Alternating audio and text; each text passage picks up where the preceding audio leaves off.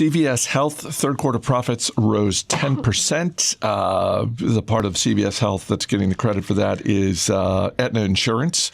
A year ago, November 2018, is when CVS Health closed the deal on Aetna.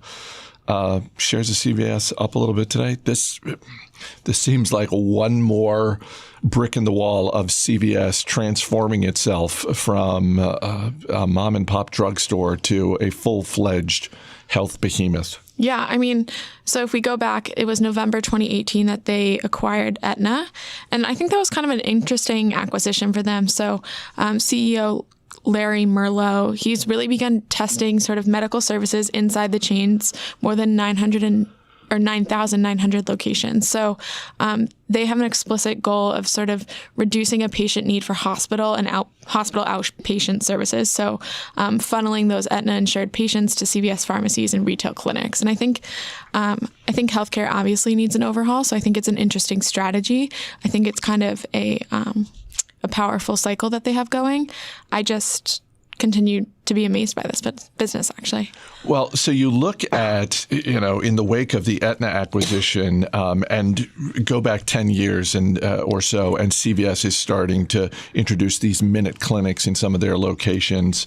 Now they've got this health hub format that they're saying that they only have, I think, in a few locations. And they've said, we're going to remodel somewhere in the neighborhood of 1,500 locations with this health hub format to offer more health services. It basically sounds like a minute clinic on steroids. Definitely. And they're not really disclosing the financials of how these have gone, but I'm assuming they're pretty attractive if they're testing. They're going from, we've tested a few to, we want to roll out 1,500. Yeah.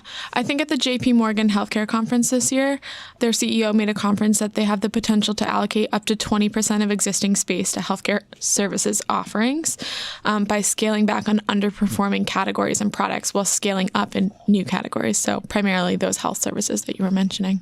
So this is a business that's performing well. When you look at the stock, do you think it looks expensive?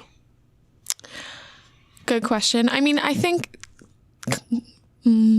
companies like this demand a premium for a justified reason, right? This is a very steady business, a pretty predictable business. It continues to gain strength as they go on. That was a very strategic and notably very large acquisition for them that's going well. So I think it's certainly not cheap, but I do think it's a justified premium. This also comes on a day when there are reports that Walgreens is considering going private. They're not commenting on it, but there are multiple reports out there that they've been meeting with private equity firms. And it's pretty amazing when you think about, even just 5 years ago, you could look at the basic footprint of the average CVS, the average Walgreens, the average Rite Aid, and you can just say, yeah, they're basically the same. But the divergent paths that the businesses have taken are pretty remarkable. Right, definitely.